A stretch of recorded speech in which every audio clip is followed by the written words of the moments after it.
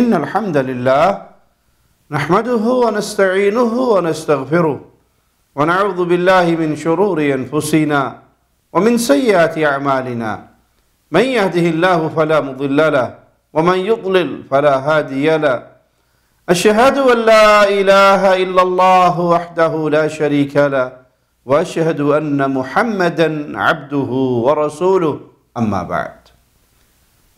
हमने अपने किसी बयान में अहले तौहीद को तौहीद व सुन्नत की गैरत पे दरस देते हुए बरेलविया के अकायद व नज़रियात के मुताबिक उनके नारे लब्बैक लब्बैक लब्बैक या रसूल अल्लाह, इसका रद्द करते हुए इसे शिरकिया नारा कहा था।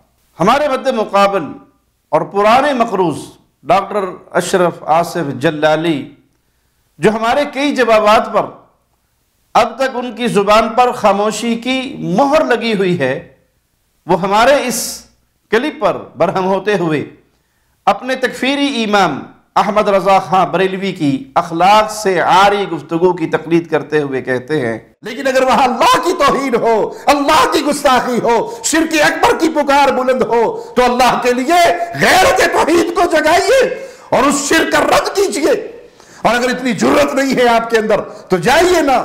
अगर कहीं फंस गए हैं और आपकी मौजूदगी में शिर्क अकबर के नारे लग रहे हैं और आप ईमान की उस कमजोर तरीन कंडीशन पे हैं कि ना तो रद्द कर सकते हैं, ना जुबान से रोक सकते हैं, ना हाथ से रोक सकते हैं, तो कम से कम उस मजलिस को छोड़ दीजिए, उनकी हाँ में हाँ ना मिलाइए, उस मजलिस को छोड़ दीजिए। और ये ईमान की कमजोर तरीन कैफियत है। लब्बैक के किसी वारिस ने आज तक इस शैतान का जवाब क्यों नहीं दिया? क्या विरासत ऐसे मिल जाएगी? तुम्हारे नारे को वो शिर्क कह रहे हैं और तुम फिर उन्हीं चाटना चाहते हो। जी हाँ जलाली साहब, बिलाशुबा कुरान मजीद की आयात और नबी करीम सल्लल्लाहु अलैहि वसल्लम की अहादीस के मुताबिक इंसानों में भी शयातीन होते हैं, लेकिन उनका काम तौहीद व सुन्नत बयान करना नहीं, बल्कि वो तो तौहीद व सुन्नत के दुश्मन होते हैं। हाँ, शिर्क और कब्रपरस्ती फैलाने वाले जरूर शयातीनुल इंस ही हैं। आप अपने जलसे में बड़े मस्त होकर फरमाते हैं, किसी ने जवाब क्यों नहीं दिया? लब्बैक के किसी वारिस ने आज तक इस शैतान का जवाब क्यों नहीं दिया?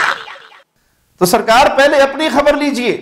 आपकी नाम नेहाद तौहीद कॉन्फ्रेंस का हमने मुकम्मल जवाब दिया। अल्हम्दुलिल्लाह, आप फिर भी खामोश हो गए और फिर कई सालों बाद अपने ही फिरके के पीर अफजल कादरी के खिलाफ आपने अपने इदारे में एक तकरीर की, सिर्फ अल्लाह ही खुदा है। उसमें आपने दाता वगैरह दो एक बातों का जवाब देना चाहा।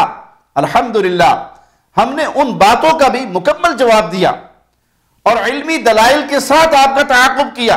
और अब भी जब जब आप याद फरमाते हैं और फरमाते रहेंगे, हम आपके जवाबात देते चले आ रहे हैं और इंशाअल्लाह जब तक जिंदा रहेंगे आपके हर एतराज का जवाब देते रहेंगे, बशर्ते के हमारे इल्म में आए कि आपने हमें मुखातब बनाया है।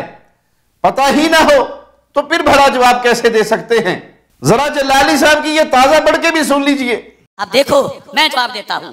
वो कहता है चूंकि इसने लब्बैक या रसूल अल्लाह कहा, तंजीम का नाम और नारा, और लब्बैक अल्लाहुम्मा लब्बैक के मुकाबले में ये मुशरिक हुआ। देवबंद की पूरी ज़ुर्रियत को लब्बैक या रसूल अल्लाह सल्लल्लाहु अलैहि वसल्लम का जवाब दे रहा हूं। सूरज मगरब से तुलू हो सकता है, कोई हयाती ममाती देवबंदी वहाबी जजीदी इंशाअल्लाह क़यामत तक लब्बैक के नारे का जवाब नहीं दे सकेगा। लब्बैक या रसूल अल्लाह लब्बैक। उम्र हो गई है जनाब की, लेकिन बच्चों और लोंडे लपाड़ों की तरह बढ़ के मारने की आदत नहीं गई, बल्कि बढ़ती हुई उम्र के साथ साथ इल्लत भी बढ़ती जा रही है। हजरत क़यामत के इंतजार की जरूरत नहीं, हमें अभी कल ही आपका यह क्लिप मिला और अल्हम्दुलिल्लाह आज जवाब ले लीजिए। शिरकिया नारा इसलिए कहा कि कब्र परस्तों का यह अकीदा है कि रसूलुल्लाह सल्लल्लाहु अलैहि वसल्लम हर जगह हाजिर और नाजिर हैं, हमारी दुआएं जानते सुनते और कबूल फरमाते हैं, जबकि दुआओं का सुनना जानना और कबूल करना यह अल्लाह की सिफत है। गैरुल्लाह से दुआएं मांगना यह कुरान और सुन्नत की रूह से शिर्क है।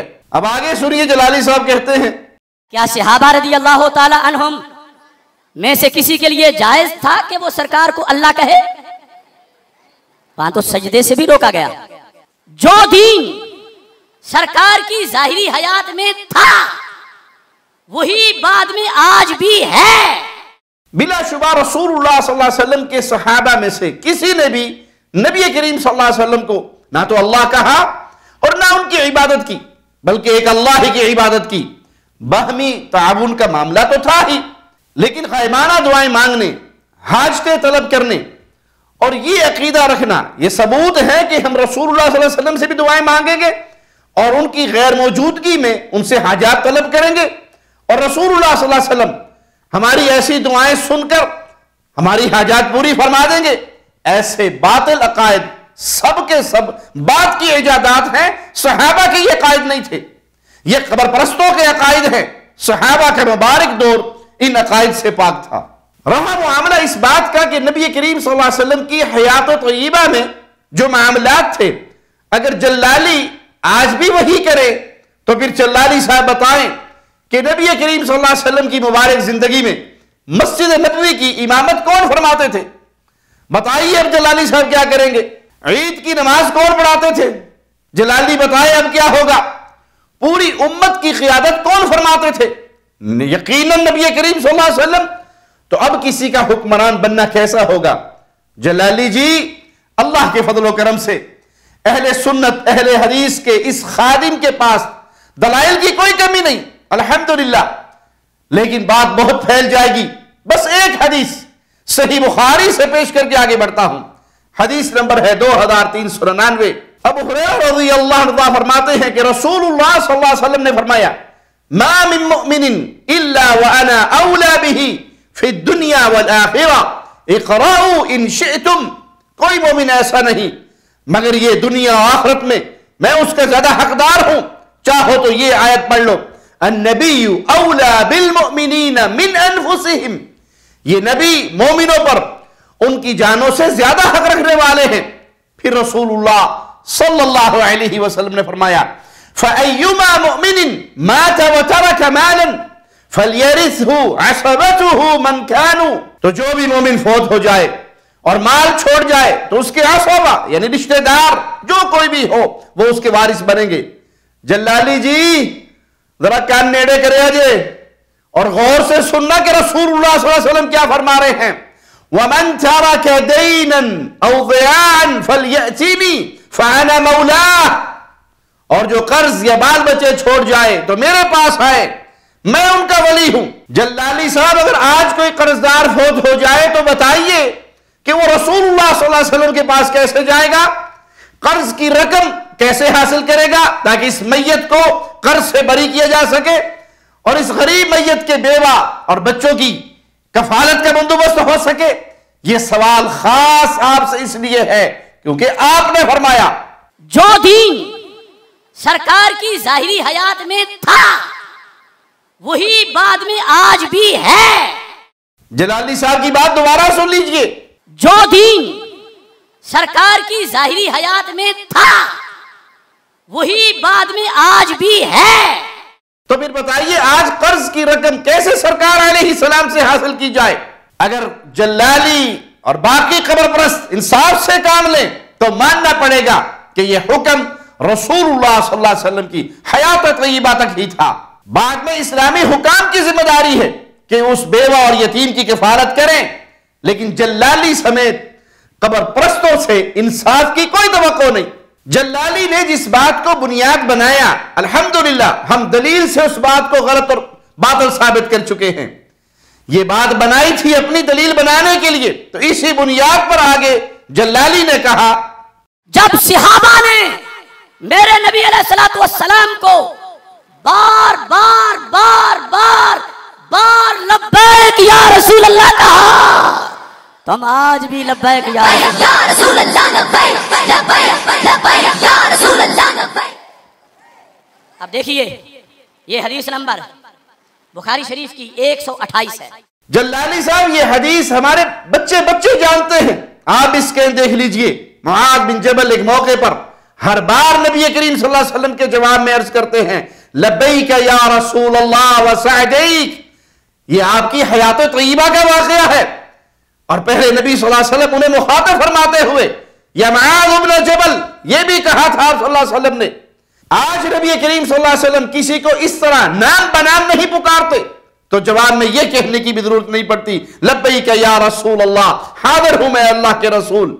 अगर इसी हदीस से दलील पकड़नी है तो पहले इस बात का जवाब दीजिए, सबूत दीजिए कि जिस तरह अल्लाह के नबी ने मुआज़ बिन जबल को पुकारा, ऐसे ही आपको भी पुकार रहे हैं। वगरना हस्बे मामूल आपका रसूलुल्लाह सल्लल्लाहु अलैहि वसल्लम की हदीस मुबारका पर नहीं, बल्कि अपनी हदीस नफ्स पर ही अमल है। अल्लाह से दुआ है अल्लाह हमें दीन पे कायम रखे, वो दीन जो मुस्तफ़ा अलैहिस्सलातु वस्सलाम अपने प्यारे शागिर्दों सहाबा की मुबारक जमात के हवाले करके गए, और सहाबा की जमात ने उसको पूरी दुनिया में फैलाने का हक अदा किया। अक़ूलु क़ौली हाज़ा व अस्तग़फ़िरुल्लाह ली व लकुम व लिसाइरिल मुस्लिमीन। हर लम्हा कुरान और सुन्नत का तर्जमान, फ़ज़ीलतुश शेख तौसीफ़ुर रहमान।